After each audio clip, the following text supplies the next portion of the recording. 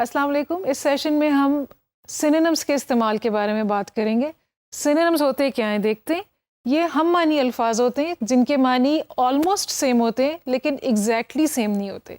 तो जब आप कोई शेड्स ऑफ मीनिंग कन्वे करना चाह रहे हो तो अगर आपको सिनोनिम्स आते हो या एक जैसे मानी के मिलते जुलते कई अल्फाज आते हो तो आप एग्जैक्ट अपना मतलब के हिसाब से एक लफ्ज़ चुन सकते हैं। बेसिकली जितनी आपकी वोकेबलरी अल्फाज का ज़ख़ीरा बड़ा होगा उतने ही ज़्यादा आप अच्छी तरह इस तरह के अल्फाज को इस्तेमाल कर सकते हैं और मोस्ट अप्रोप्रिएट वर्ड को यूज़ करके अपना मतलब कन्वे कर सकते हैं।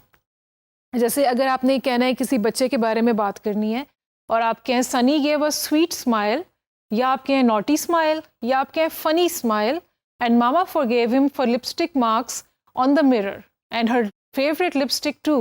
अब इसमें से फ़नी, स्वीट, नॉटी ये सारे लफ्ज़ जो हैं एक जिस लफ्ज़ में मुकम्मल तौर पे जामे तौर पे इंक्लूड हो जाते हैं, दैट्स इम्पिश। इम्पिश होता है एक छोटा सा नॉटी सा डेविल।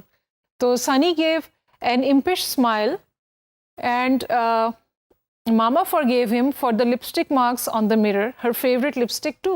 जब आप एक वर्ड यूज़ करते हैं impish, it means all of the other things. तो अगर आपको इस तरह के ज़्यादा अल्फाज आते होंगे तो आप अपनी मर्ज़ी का एग्जैक्ट वर्ड यूज़ कर सकते हैं। नॉटी से मिलता जुलता मतलब है लेकिन इसमें थोड़ी सी शरारत ज़्यादा है नॉटी की निस्बत।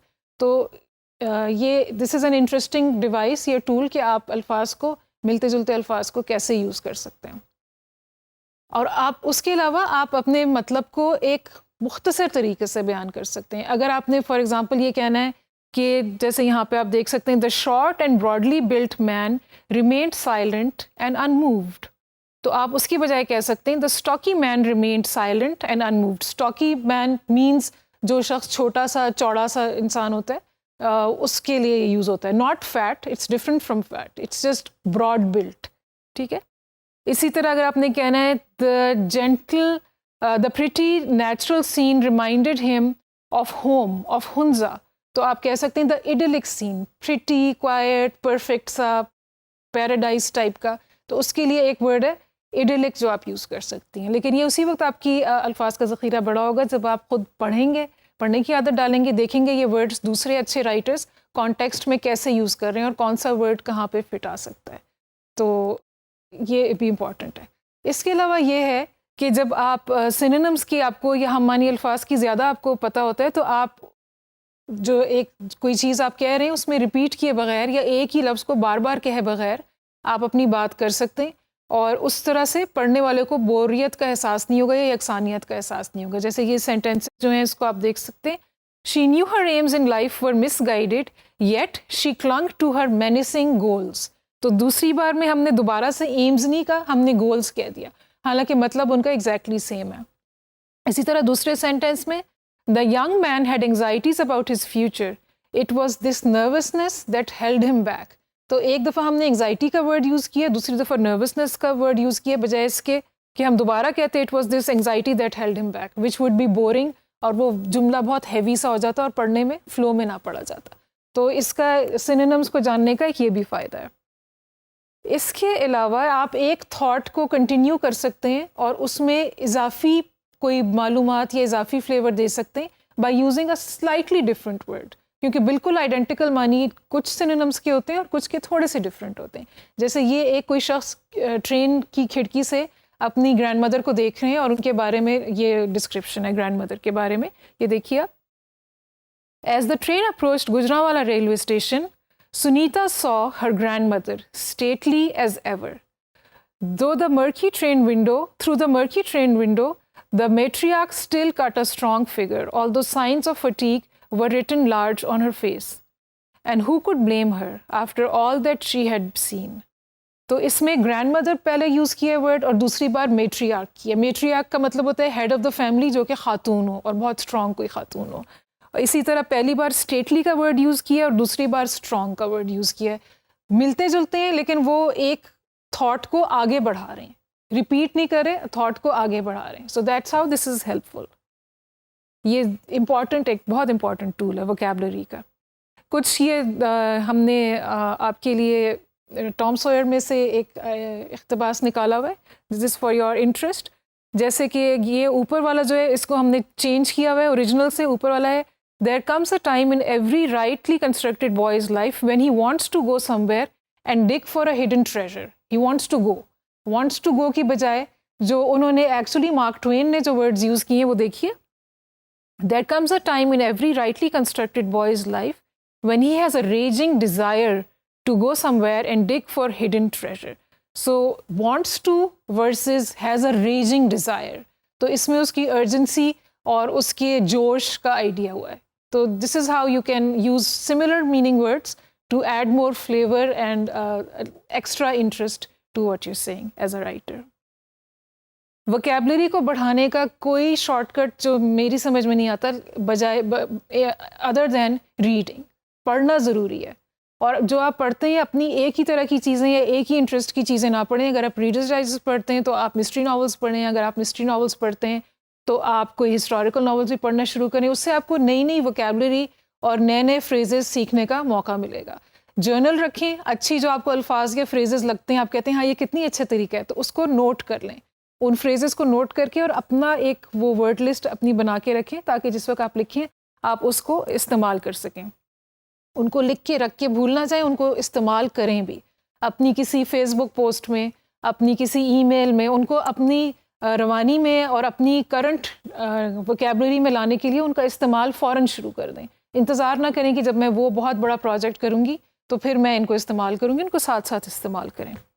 अच्छा, एक हमारी पैसिव वोकैबलरी होती है. वो लफ्ज़ जो हम सुनते हैं तो समझ जाते हैं उनका मतलब क्या है, लेकिन वो हमारी एक्टिव वोकैबलरी का हिस्सा नहीं होते क्योंकि हम उनको खुद इस्तेमाल नहीं करते. हमें एकदम से उनका ख्याल नहीं आता, हमारे लेवल से थोड़े बाहर होते हैं.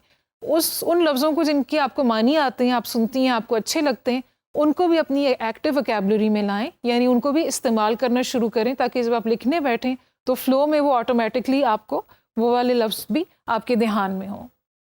और इसके अलावा जिन अल्फाज के आपको मानी नहीं आते उनके आप मतलब देखें, और जब कोई लफ्ज़ पढ़ें या कोई फ्रेज़ पढ़ें तो उसके बारे में ओपिनियन फॉर्म करें. सोचें कि आपको अच्छा लग रहा है, नहीं अच्छा लग रहा, ये इसने कैसी बात कर दी राइटर ने, अच्छा ये अच्छा तरीका है.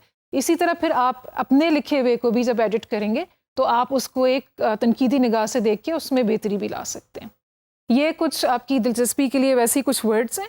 अगर आप उसको रूट वर्ड्स को या जो प्रीफिक्स और सफिक्स यानी कि जो हिस्से लफ्ज़ों के शुरू में या आखिर में लगते हैं उनके मानी जान लेंगे तो आप वर्ड्स के मतलब गैस भी कर सकते हैं. जैसे डी का मतलब है दूर लेके जाना या हटा देना किसी चीज़ से, जैसे कि डी न्यूक्लियराइज यानी न्यूक्लियराइजेशन से हटा देना. डी वर्म, वर्म से दूर कर देना.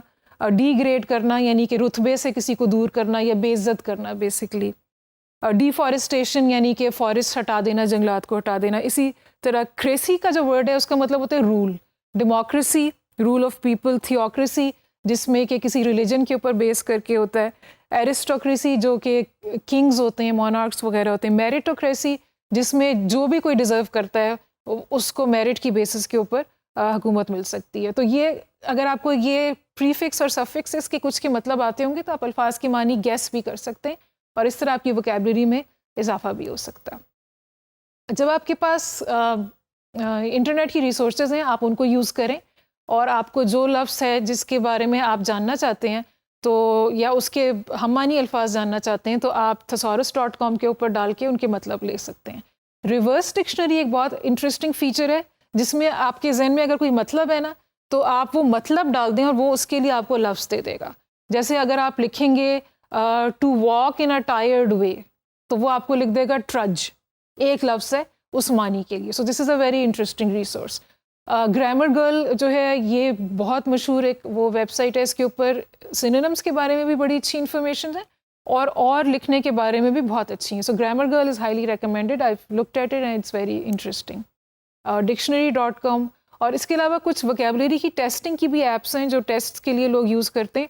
वो हो सकता है आपके लिए इतनी यूज़फुल ना हो. आपको वर्ड्स चाहिए जो आप यूज़ कर सकें, ना कि वर्ड्स की मानी बताने की ability. That may not be so relevant for you. इसके कुछ स्क्रीनशॉट्स हैं. वर्ड ऑफ द डे की एक बड़ी इंटरेस्टिंग डिक्शनरी.com वाले एक सहूलत है उनकी, आप इसके लिए सब्सक्राइब कर लें. आपको हर रोज़ का वो एक वर्ड देते हैं. वो वर्ड जो है उसका प्रोनाउंसिएशन भी होता है, ऊपर जो स्पीकर का जो बना हुआ है उसकी डेफिनेशन होती है, अगले पिछले वर्ड्स भी सारे होते हैं. और this is very, I think it's very useful. आपको कहीं जाना नहीं पड़ता वर्ड के लिए, वो आपके इनबॉक्स में ईमेल में आ जाता है. आप उसको देखें, जो आपको अच्छे लगते हैं आप यूज़ कर लें। उसकी रूट भी जैसे आप देख सकते हैं, उसकी वर्ड की रूट भी बताई हुई है उन्होंने, ओरिजिन क्या है, मतलब क्या है, किस तरह इस्तेमाल होता है। So this is all important. सिर्फ मीनिंग आपको ये नहीं बताते कि लफ्ज़ इस्तेमाल कैसे होना है, this makes all of that very clear. तो बट इन दी एंड ये सारी रिसोर्सेज हैं, but in the end there is no substitute for reading. तो रीडिंग को अपना दोस्त बनाएं, किताब को दोस्त बनाएं, ब्लॉग्स पढ़ें, जो भी कुछ आपको इंटरेस्ट करता है पढ़ें। That is the best resource for building your vocabulary and a good resource of synonyms.